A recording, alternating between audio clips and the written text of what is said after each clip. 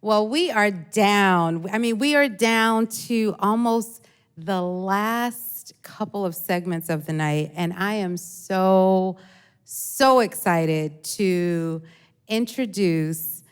Not only are you my goddaughter, not only have I known you since you were 17, not only have I covered you in seasons where you needed to be covered, Amen. but I am so excited to introduce you as my makeup artist and hair extraordinaire, Angel Lyte. Angel, can you tell us your journey to hair, makeup, and all things fabulous? Okay, so hi. First of all, can we just send some clapping emojis? Can we put some hearts going on? Did you guys enjoy Pastor Mona's looks on today? What is your favorite look? I just want to say I gotta take some credit because girl, I slayed you out. We was up You there. slayed me. You slayed me. Yes. So to talk about my journey, so we met when I was 17, and as we've said numerous amount of times, it was always weird for me to come back and meet with you. And so I actually started off as a fashion designer in 2010, 2011, and I remember meeting with you and I shared with you that dream I had, and you were like, Angel, you're so talented, you're so amazing, you need to put something under your belt. I was like, well, I do know how to do hair and makeup. And you were like, perfect. And I remember you took me on a tour. And first of all, rewind, the day we were supposed to go, you called me and you were like, if you're not serious about this, I just want you to know that I carved out some time for you and like pretty much bit my head off. And I was like, I'm getting ready. I'm almost done. And I remember, I just remember the day so clearly. You brought me to 3 schools, and the last school you showed me literally was the school for me. It was beautiful, all things fabulous. And I remember from there, I was in beauty school for a couple of months, graduated, got my license. And I remember there was I think it was a women's conference. No, we went on a trip to Brockton. You did the event with Roberson, Sophie. Oh, the Yep. Brave. Was it Brave? No, it was I can't something. remember. Yes, Yeah, a it was conference. a conference that they had, and I remember we sold your books that day, and I remember we went and I did your makeup there for the first time, and we had a side room. We did our little thing, and then from there it was like it took off. I remember I did your makeup for conferences, and it went from me doing your hair and makeup within like an hour and a half, to like literally 15 minutes. Yes. I remember Sundays, I'd come here early, you would show up and you'd be like, I need to get down for worship. And I'm like, oh my gosh, I don't have that much time. But so I would literally, I learned your face and I learned to beat it down. In 5 minutes. In 5 minutes. 5 minutes. The 5 Hair and minute face. everything. Yes. I mean, all of it. So, doing hair, doing makeup, for me, it's like another outlet as a creative to be able to express myself through colors, through textures, and meet awesome people. If you know me like you do, I talk a lot, so it's a beautiful place to be. So being able to put my gifts in the kingdom of God and serve under you, doing your hair, doing your makeup, making sure you look crisp, is like it's a joy for me. And we have so much fun doing hair and makeup. Well, the funny thing is that, through, journeying through life together, you have really been responsible for my overspending in makeup and hair. Like, let's you're always calling me like, oh, did you see this product? Oh, did you see this? And I'm like, I don't need anything else. Please do not call me with another product. Thank you very much. I know, or I show up with it, like that one palette. Oh yeah, Oh, that palette's a good palette. Oh yeah, we use that one still. We use it all the time. Yes.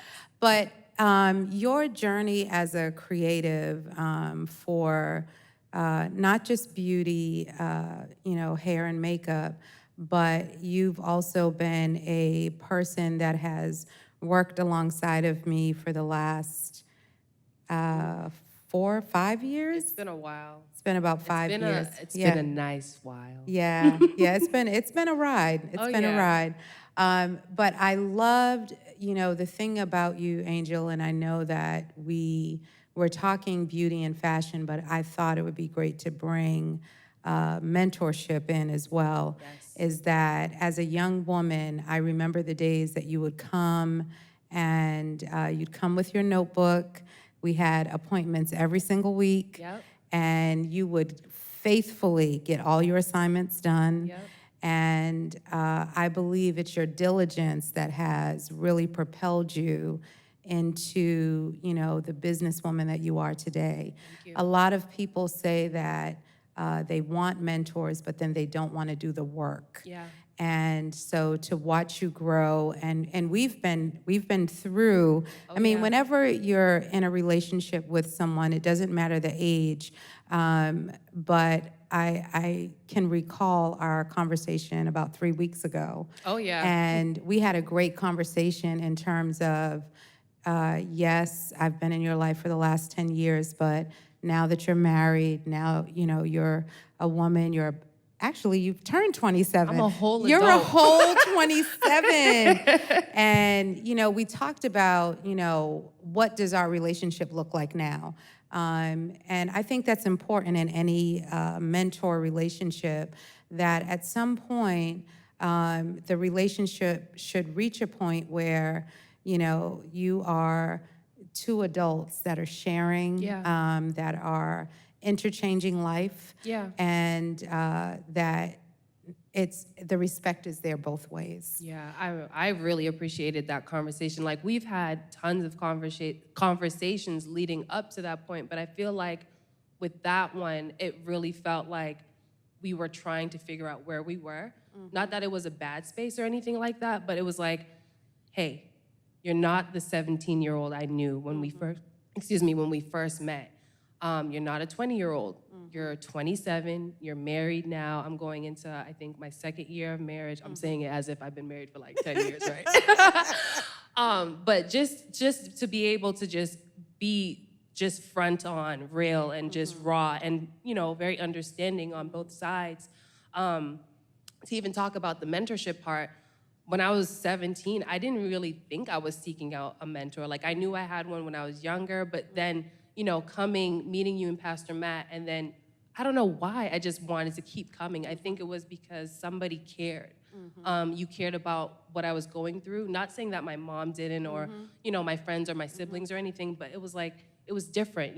God does things in miraculous ways. Like, to be able to say, I came, I submitted myself to God, I was accountable, and to see how he has taken my life and changed it around for his good and, for his glory. It's like, I'm like at shock. But then I'm just like, to see us, I really want that for other women and other young girls. And I love, like, for example, the Rise Girls program, how we have the young girls and then we have, people pouring into them. Like, that's how it should be. Well, back to all things beauty. Yes.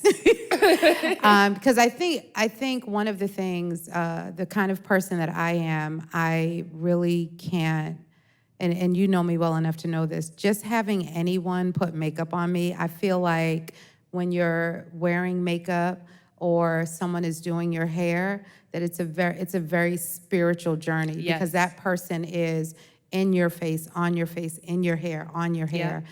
And so for me, having a person that I know really cares about me, wants the best for me, wants me to show up the way that I want to be perceived.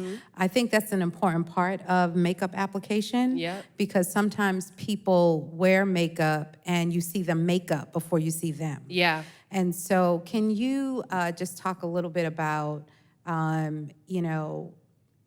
what makeup should do for a person, especially in this season where there are so many young girls that are, wearing makeup at 10 and 11. Yeah, so very young. So what would you say, makeup application should be? So with makeup application, it really should just be enhancing. It really shouldn't be recreating your face. You know what I mean? It should just be, bringing out your eyes, shaping your cheekbones, really showing up like fully loaded. It's like the fully loaded version of yourself.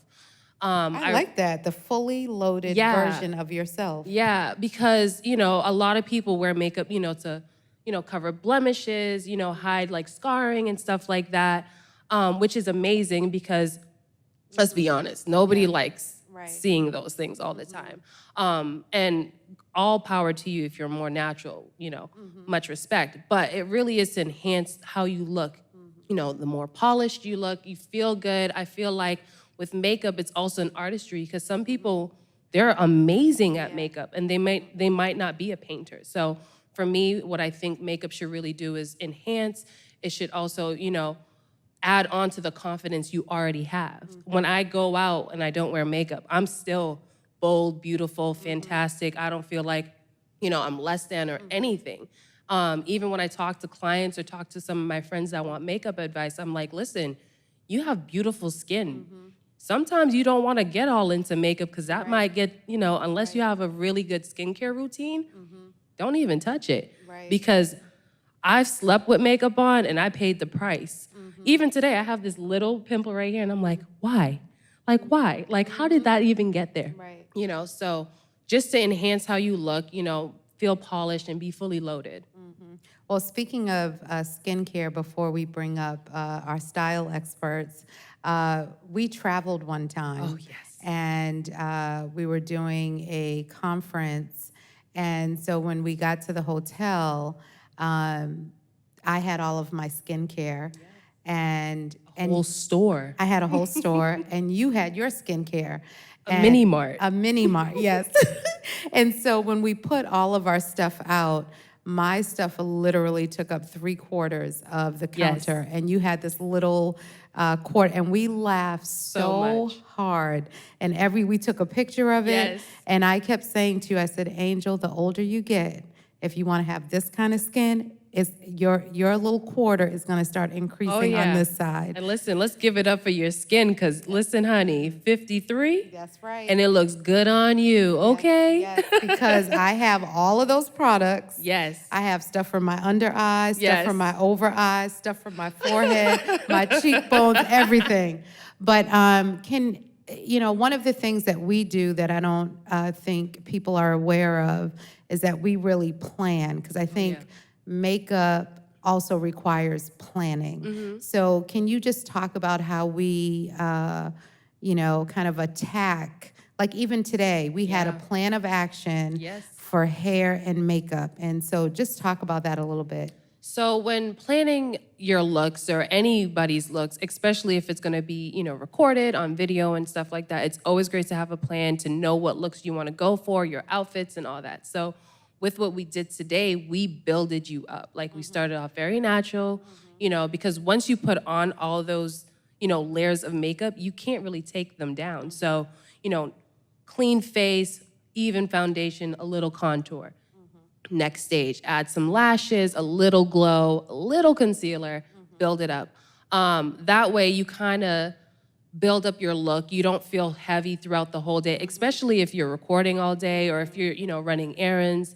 You want to be able to plan it out and really choose the right products because you want to make sure your products last throughout the day, and they're compatible with other products. So I've been doing your makeup for so long. I know what products work good together, and I know what products could be used at another time. In how should I say, when working with hair and makeup, you also have to keep in mind some hairstyles don't go with the makeup look. So planning that in advance better prepares you for your final product. Yes. Well, thank you so much. It's been amazing. I know I have really tortured you. Yes, you have. Sitting in the chair And she's like, saying it come on, publicly. come on, I got to get out of here.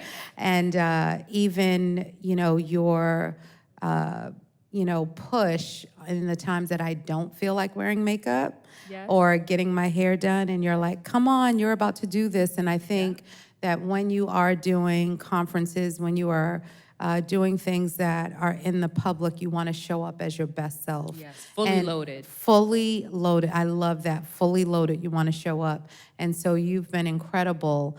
Your growth, your skill, and your knowledge. It continues to amaze me.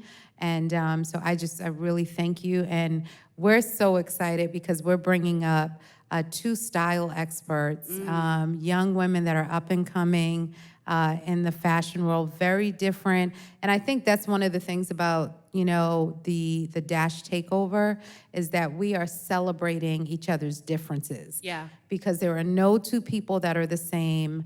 And I think a lot of times, sometimes we look at people and we're like, I want to be like them.